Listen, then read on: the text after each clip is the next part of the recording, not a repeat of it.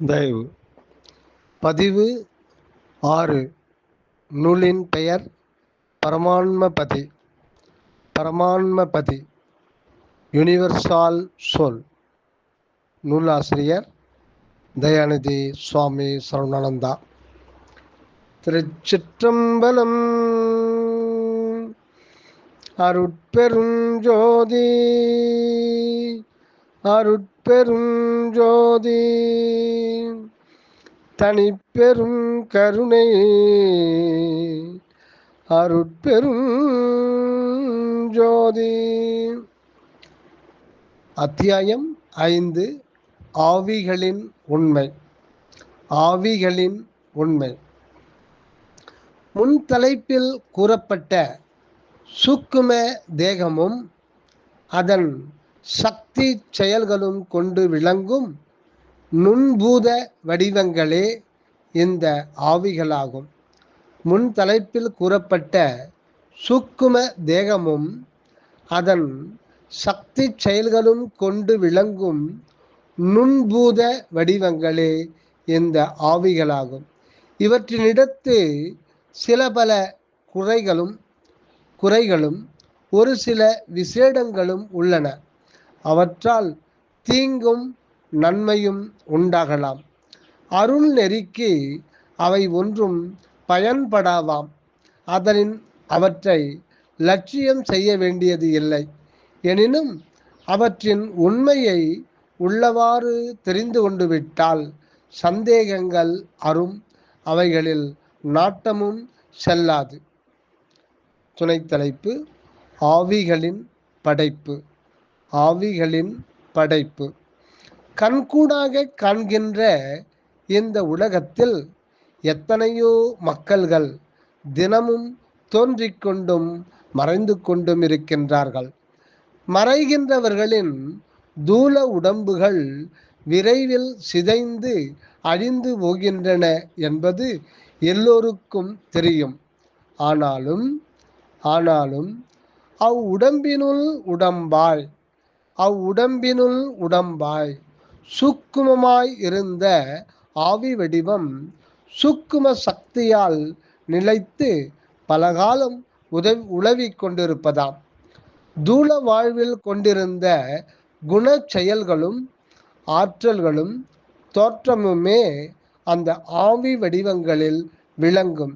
எனினும் தூளதேக ஆற்றலை விட மனோகரண சக்தி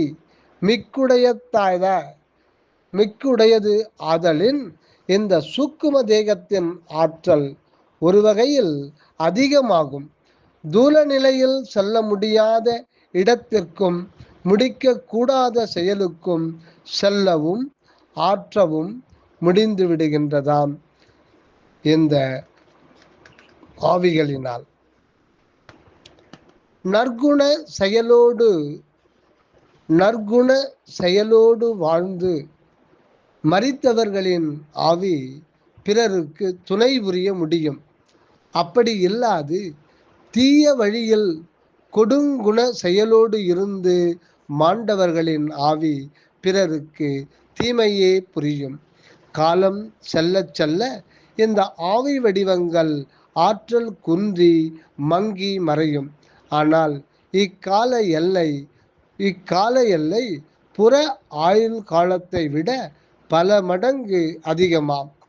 மேலும் இவைகள் வாழும் நிலைகள் புறத்தே எங்கேயோ தனிப்பட்ட ஓர் உலகமாக இல்லை.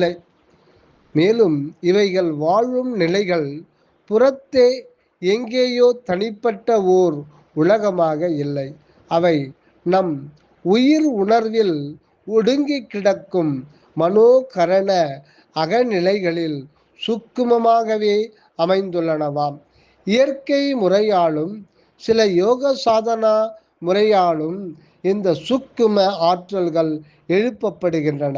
அப்போது அந்த ஆற்றலே சுக்கும உருகொண்டு கனவிலும் நனவிலும் கூட தோற்றம் ஆகும். அச்சக்தியால் சில புறச்செயல்கள் கூட அசாதாரணமாக ஆற்றிவிட முடியும். அந்த ஆவி வடிவங்கள் பல 100 1000 ஆண்டுகளுக்கு பின்னும் அடிமனத்திலிருந்து வெளிப்படுவதும் சாத்தியமே ஆகும். இந்த ஆவி வடிவங்களில் சூக்கும சக்தி இருப்பது உண்மைதான் என்றாலும் அது பெருமை மிக்கது அல்ல, அருளாற்றல் கொண்டதும் அல்ல. ஆண்டவர் சக்தியின் அற்ப கூற்றே ஆகும், அற்ப கூறே ஆகும். அதனால் அதனிடத்து நம்பிக்கையும் பற்றும் வைக்கக்கூடாது. ஆகையால் அந்த ஆவிகளினிடத்து நம்பிக்கையும் பற்றும் வைக்கக்கூடாது. அதனை வியந்து இச்சைப்பட்டு நின்றால் நாம் நாம் ஆண்டவர் அருளுக்கு பாத்திரமாக முடியாது போகும். இதுகாரும் தோன்றி மறைந்து போன எண்ணிறந்த கோடி மக்களின் ஆவிகளும் அவற்றின் ஆற்றல்களும் செயல்களும் நம் அருட்பெரும் பதியின் கண் அருகி அடங்கியே கிடக்கின்றனவாம். அதனால் ஆண்டவர் அருளை பெற்றால் பிற எந்த ஆவியினாலும் பெறுதற்கு அரிய பேர் உதவியை பெற்றுக்கொள்ளலாம். துணை தலைப்பு: பூதாவேசங்களின் உண்மை. பூதாவேசங்களின் உண்மை. பேராற்றல் கொண்டிருந்து மறைந்து போன ஆவிகளின் சூக்கும சக்திகள் யோக காட்சியில் வெளிப்பட்டு பெரும் செயல்கள் புரிய உதவுகின்றனவாம். சிற்ப சித்தர்கள் இந்த பூதாவேசங்களின் உதவியால் பெரிய பெரிய கோயில்களை நிர்மாணித்து அற்புத சக்திகள் விளங்க விக்கிரகங்களை நிலைநிறுத்தி உள்ளார்கள். அவ்விடங்களில் சித்தர்களின் ஆற்றலும் பூதாவேசங்களின் பெரும் செயல்திறனும் கடவுளின் அருள் உண்மையும் ஓர்ந்து கொள்ளலாம். மனித பிறப்பு அடைந்துள்ள நாம் அருட்பெரும் ஜோதிபதியின் உண்மையை ஓர்ந்து அடைந்து மேலான இரவா நிலை பேறு எய்த வேண்டுவதே திருவுள்ளமாக இருக்கின்றது. இது முக்கியம், மிக முக்கியம். மனித பிறப்பு அடைந்துள்ள நாம் அருட்பெரும் ஜோதி பதியின் உண்மையை ஓர்ந்து அடைந்து மேலான இரவா நிலை பேறு எய்த வேண்டுவதே திருவுள்ளமாக இருக்கின்றது. அவருடைய ஆணைப்படி நமக்கு உதவிகள் சூழ்நிலைகளில் நின்று அப்போதப்போது கிடைத்து கொண்டே இருக்கின்றன. நமக்கு உண்மையில் தேவையில்லாதனவற்றையும் அருள் முன்னேற்றத்திற்கு தடையானவற்றையும் நம் பதி ஆணை கிட்டத்தில் அணுக ஒட்டாது விலக்கி விடுகின்றதாம். ஆகையால் நாம் தயா ஒழுக்கம் பூண்டு உலகியலை நடத்தி கொண்டு வந்தால் எந்த ஒரு பூதாவேசமோ ஆவியோ தோன்றவோ தோன்றி தீங்கி விளைவிக்கவோ மாட்டாவாம். நல்ல ஆவிகள் உதவ வரினும் கூட நாம் தயவோடு மறுத்துவிட்டு நம் தயாபெரும் ஜோதிபதியின் தயவு ஒன்றையே நாடி நின்றால் பெருநலம் உண்டாகும். நாம் நமது தனித்தலைமை பெரும் பதியாகிய தயாபெரும் ஜோதியை அடுத்துள்ளோம். ஆதலின் நமக்கு பிறரிடத்தே இருந்து பெற வேண்டியது ஒன்றும் இல்லையாகும். நாம் தயா வள்ளலின் சேர்க்கையால் எவர்க்கும் வேண்டுவனவெல்லாம் வழங்கி கொண்டிருப்போம். நாம் நமது தனித்தலைமை பெரும்பதியாகிய தயாபெரும் ஜோதியை அடுத்துள்ளோம். ஆதலின் நமக்கு பிறரிடத்தே இருந்து பெற வேண்டியது ஒன்றும் இல்லையாகும். நம் தயா வள்ளலின் சேர்க்கையால் எவர்க்கும் வேண்டுவன எல்லாம் வழங்கி கொண்டே இருப்போம். அடுத்து துணை தலைப்பு: பக்குவ ஆவிகள், அபக்குவ ஆவிகள். பக்குவ ஆவிகள், அபக்குவ ஆவிகள். இயற்கையாக பிணி மூப்பு சாக்காட்டால் தேகத்தை தணிக்க விட்டு செல்லுகின்ற ஆவிகள் சூக்கும பூதாகாச வடிவாய் இருந்து ஒரு சிலரின் மனோகரண ஆகாசத்தில் தோன்றி சில சமயம் விளங்கும். அதன் உதவியை வேண்டினால் அதுவும் பிரியப்பட்டால் ஓரளவு தன்னால் இயன்ற உதவியை செய்யும். இந்த ஆவி வடிவங்கள் பொதுவாக மனோபக்குவமுடைய ஒருவரின் உயிர் உடம்பை கருவியாக மீடியமாக கொண்டு நின்று உதவும். பிறர் துணையோடு மற்றொரு புறத்துணை கருவி பிளான்செட் மூலம் நமக்கு கேள்விக்கு பதிலும் கொடுக்கும். பிளான்செட்டே அன்றியும் சூக்கும வடிவத்தினின்றே ஒரு சில செயல் புரியும் ஆற்றலும் இந்த ஆவி வடிவங்களுக்கு ஏற்படுவது உண்டு. இவையெல்லாம் பொதுமக்களுக்கு வியப்பையும் நம்பிக்கையும் உண்டு பண்ணி அந்த ஆவிகளிடம் ஒருவித பயபக்தியோடு கூடிய பற்றுதலை ஏற்படுத்திவிடும். அப்படி அவற்றினிடத்து பற்று கொண்டு விட்டால் அவற்றுக்கெல்லாம் காரணமாயும் அதீதமாயும் எல்லாம் வல்லதாயும் இருந்து ஆள்கின்ற உண்மை ஆண்டவரிடத்து நம்பிக்கையும் பற்றுதலும் உண்டாகாது போய்விடும். அது பெரும் நஷ்டமே ஆகும். மேற்குறித்த ஆவிகளினிடத்தும் அவற்றின் ஆற்றல்களினிடத்தும் பற்று மிக கொண்டு தம் உடல் பொருள் ஆவிகளை எல்லாம் வீணாக்கிக் கொண்டிருக்கின்றவர்கள் பலர் நம் நாட்டிலும் பிற நாடுகளிலும் இருந்து வருகின்றார்கள். அவர்கள் அந்த ஆவிகளின் தொடர்பு கொண்டிருப்பதால் ஏதோ தம் வாழ்வில் ஒரு தெய்வீக பேறு அடைந்து விட்டிருப்பதாக கருதி கொண்டு இருமாந்து உள்ளனர். முன்னோர் ஆவிகளின் ஆலோசனை உதவியாலும் எச்சரிக்கையாலும் ஒரு சமயம் சில ஆபத்து முதலியனவற்றிலிருந்து காப்பாற்றப்படுகின்றார்கள். அப்படி இருந்தும் தவிர்க்கப்பட முடியாத ஊழ் வழியால் எந்த ஆவித்துணையும் சிறிதும் பயன்படாது போகவும் காண்கின்றோம்.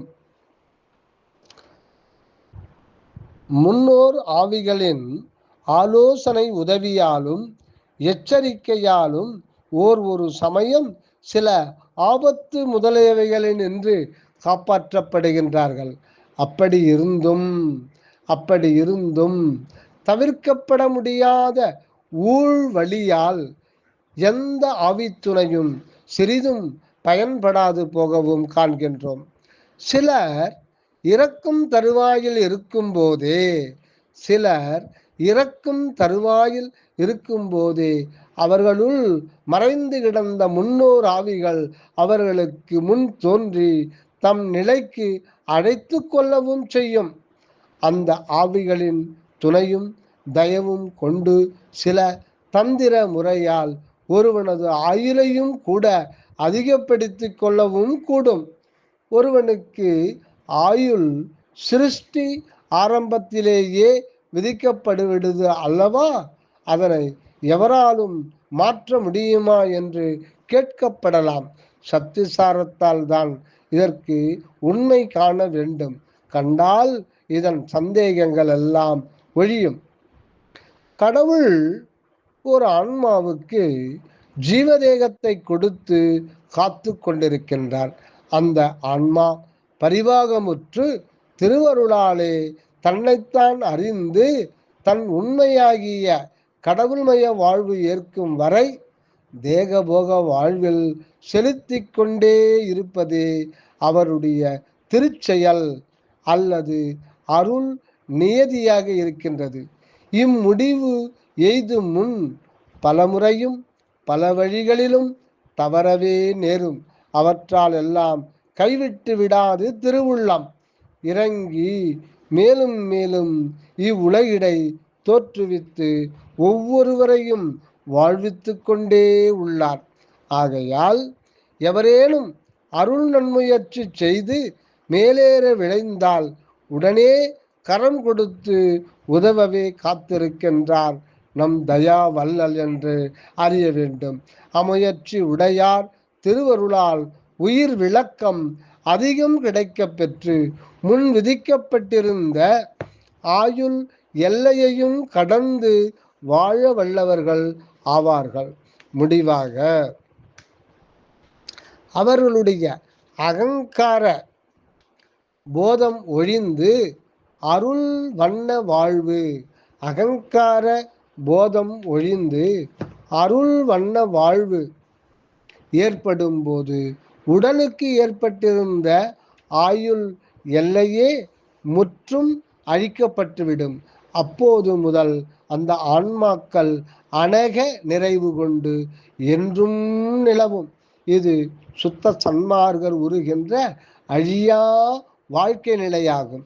இதனால் ஒரு நல்ல ஆவியின் உற்ற துணையாலோ பிற நன்முயற்சிகளாலோ ஒருவனுடைய ஆயுளை குறுக்கிக் கொள்ளவும் நீட்டிக் கொள்ளவும் முடியும் என தெரிந்திருத்தல் நலமாம்.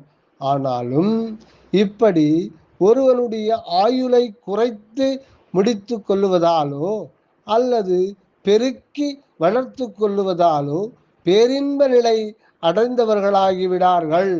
நமது பதி யார் எதையும் ஒருமையோடு விடாப்பிடியாக தவமுயற்சி செய்து வேண்டுவாராயின் அவர்க்கு அதனை தந்தே விடுவார்.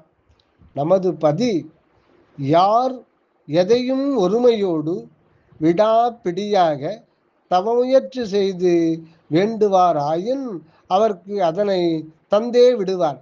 அப்படி கொடுத்துவிட்ட போதிலும் கூட அது அருள் நிலைக்கு ஏற உதவாத ஒன்று ஆயின் அதனை அவ்வழியில் சென்றே மாறாட்டம் செய்து கவிழ்த்து விடுவார். எப்படியும் தன் திருவுள்ளப்படி எவரையும் முடிவில் தன் வழிக்கே வரச் செய்து கொள்ளுவார். ஆகையால் தன் வழிக்கே வரச் செய்து கொள்ளுவார். ஆகையால் அருள் நியதி எனும் விதி முறை ஊழ் செயல் என்பதெல்லாம் கடவுளின் பேரருள் அடைவிக்கும் ஒரே குறிக்கோள் உடையதே ஆகும். முயற்சி உடையார் இகழ்ச்சி அடையார் என்பது பழமொழி. உழையும் உப்பக்கம் காண்பார் உழைவின்றி தாழாது உயர்த்துபவர் என்றதால் இடைவிடாது அருள் நன்முயற்சி செய்து கொண்டிருப்பவர்கள் தாழாது உயர்த்துபவர்கள்தாம் விதியை வெல்லும் மதியுடையவர்கள் ஆவார்கள்.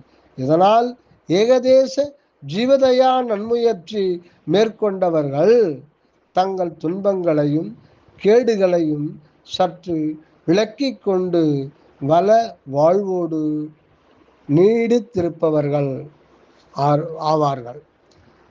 ஆவித்துணையும் கூட இந்த அருள் வாழ்வுக்கு பயன்படுத்தி கொள்ளக்கூடுமானால் நல்லதே ஆகும்.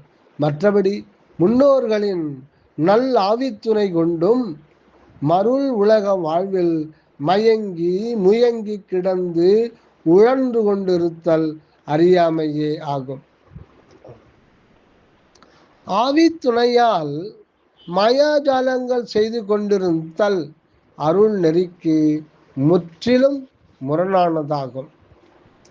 காற்று, கருப்பு, குரளி, சாத்தான், யட்சணி முதலியவாக கூறப்படும் பைசாச பூதாவேச ஆவிகளை தம் வசப்படுத்தி கொள்ள அநேக கொடிய தந்திர மந்திர முறைகளை கையாளுகின்றனர்.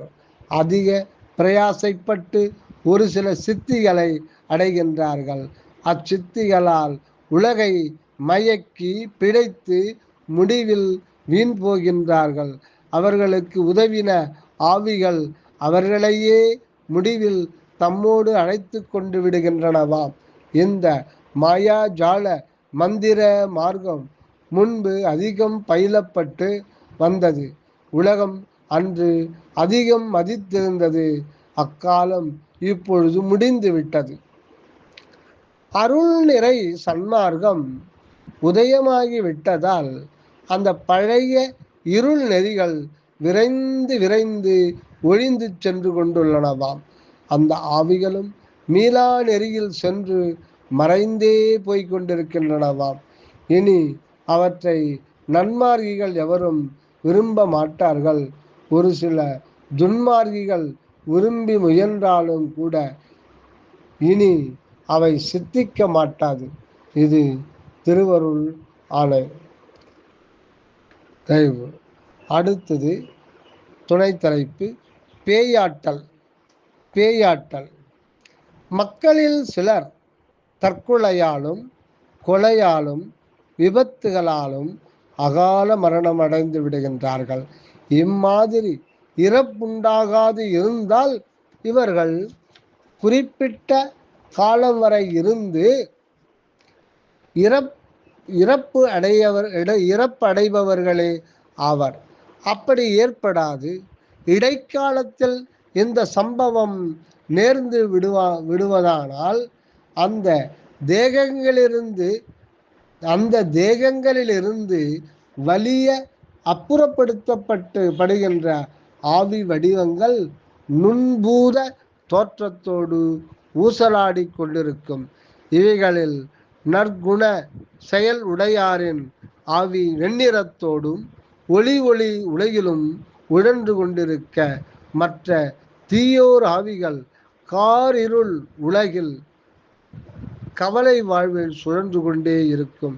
இந்த துன்மரண ஆவிகள் முன் தேகத்திற்கு விதிக்கப்பட்டிருந்த ஆயுட்காலம் வரை இப்படி உழன்று கொண்டிருந்து விட்டு கரைந்து சென்று மறைவுறும்.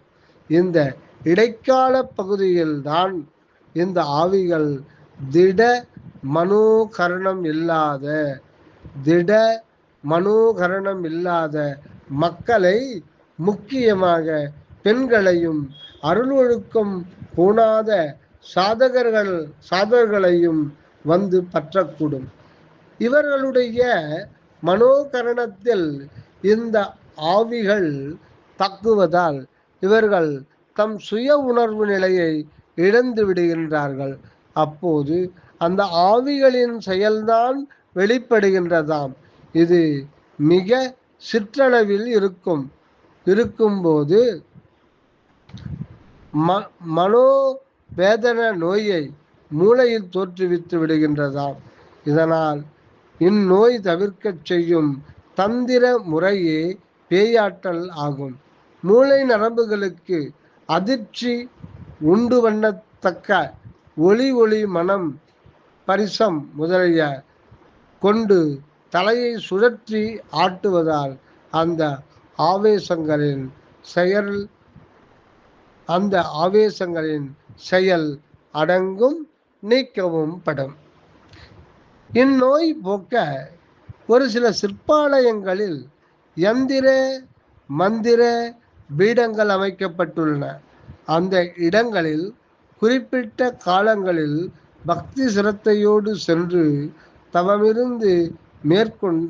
தவமிருந்து வேண்டிக் கொண்டால் எளிதில் தீரும் என்பர்.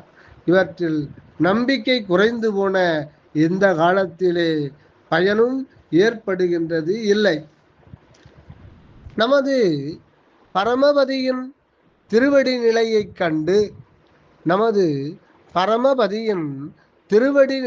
கண்டு பற்றி கொள்ளுவோர்க்கு இந்த ஆவிகளின் செயல் ஒன்றும் நெருங்காதாம். சுந்தர ஜோதி துளங்கும் மந்திர சக்கரமாகிய ஆன்ம பீடத்து இருப்போரை எந்த ஆவியும்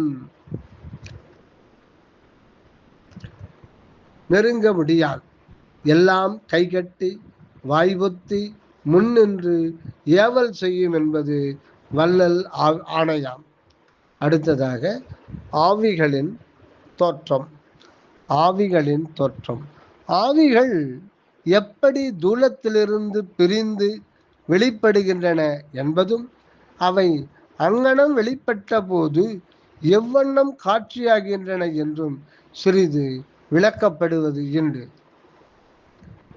இயற்கை மரணத்தில் ஜீவசக்தி உள்ளொடுங்க பிராணாதி தசவாயுக்கள் உடல் கூறுகளின் பல பிரிவுகளிலிருந்து ஒவ்வொன்றாக வெளியேறுகின்றன. 3ஆம் தினம்தான் முற்றும் வெளியேறிவிடுகின்றதாம். மேல் தேகம் வெடித்து சிதைந்து கெடும். அதுவரை அவ்வுடம்பினின்று வெளியேறுகின்ற ஆவி வடிவம் பூரணம் உறாது. அந்த தேகத்தை அடுத்தே இருக்கும். ஆகையால் இறந்தவர்களை நல்ல முறையில் அடக்கம் செய்தல் நன்று என்ப. அப்படி அல்லாது உடனே தேகத்தை எரித்து விடுவதால் அந்த ஆவி பலாத்காரமாக வெளியேற்றப்பட்டு குறைபட்டு உழன்று இயங்குமாம். அந்த ஆவிக்கு பங்கமும் இழிவும் நேரக்கூடாது என்பது முன்னோர் விளைவு. ஏனெனில் ஆவி வடிவில் இருந்து வாழ்வது நமது பரம இன்ப வாழ்வாக கருதினர். இயேசு பெருமான் சிலுவையில் மாண்டு புதையுற்று 3ஆம் நாள் வெளிப்பட்டார் என்பது இந்த ஆவி வடிவ காட்சியாக கொள்வார்கள். உண்மை அறிந்தோர் பிதா, குமாரன், பரிசுத்த ஆவி. பிதா குமாரன், பரிசுத்த ஆவி என்பவை காரண கடவுள் வடிவையும் தூல கிறிஸ்து ரூபத்தையும் சுக்கும ஆவி வடிவத்தையும் சுட்டுவனவாம். 3ஆம் நாள் ஆவி வடிவம் வெளிப்படுவதே உயிர்த்தெழுந்ததாக கூறப்படுவது என்ப. சாதாரணமாக ஒவ்வொருவரின் ஆவி உருவமும் இப்படி 3ஆம் நாள் வெளியில் செல்வது இயற்கையே. விசேஷ தெய்வாம்சம் மனிதனாக போற்றப்படும் ஒருவரின் இந்த ஆவி ரூப வெளிப்பாடு தெய்வீகம் விளங்க போற்றிக் கொள்ளல் சகசமே அன்றோ? விசேஷ தெய்வாம்ச மனிதனாக போற்றப்படும் ஒருவனின் இந்த ஆவி ரூப வெளிப்பாடு தெய்வீகம் விளங்க போற்றிக் கொள்ளல் சகஜமே அன்றோ? மற்றபடி அவர்தம் தூல உடல் பிறர் அறியக்கூடாது மறைந்து போனதும் ஒரு தெய்வீக நிகழ்ச்சியாகவே கொள்ளப்படும். ஆண்டவர் உண்மையை கண்டு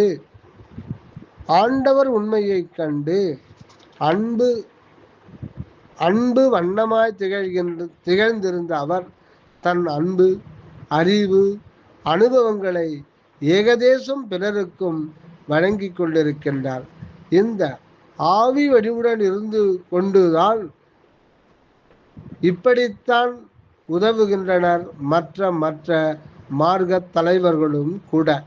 இவர்களின் துணை கொண்டு இவர்களுக்கெல்லாம் காரணமாயும் பூரணமாயும் அன்றும் இன்றும் என்றும் விளங்குகின்ற அருட்பெருஞ்சோதி பதியை கண்டு அருள் அடைந்து வாழ வேண்டுவது ஒவ்வொரு தலைவரின் விருப்பமும் நமது ஒவ்வொருவரின் கடமையும் ஆண்டவர் ஆணையும் ஆகும்.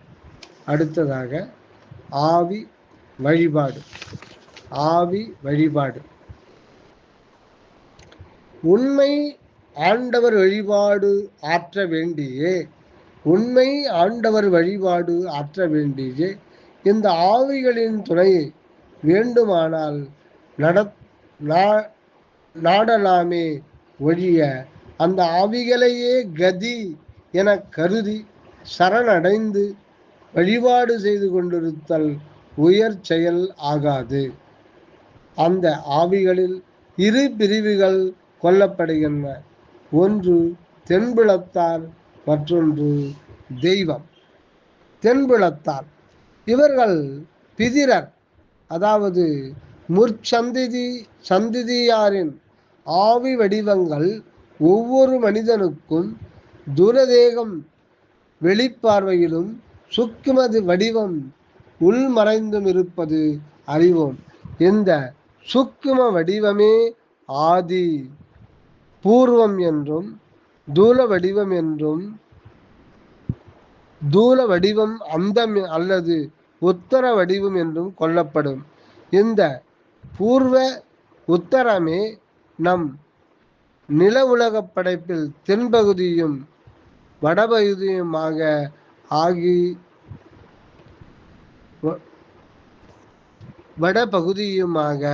ஆகி உள்ளன. ஆகவே தென்புலத்தார் என குறிக்கப்படும் இந்த ஆவி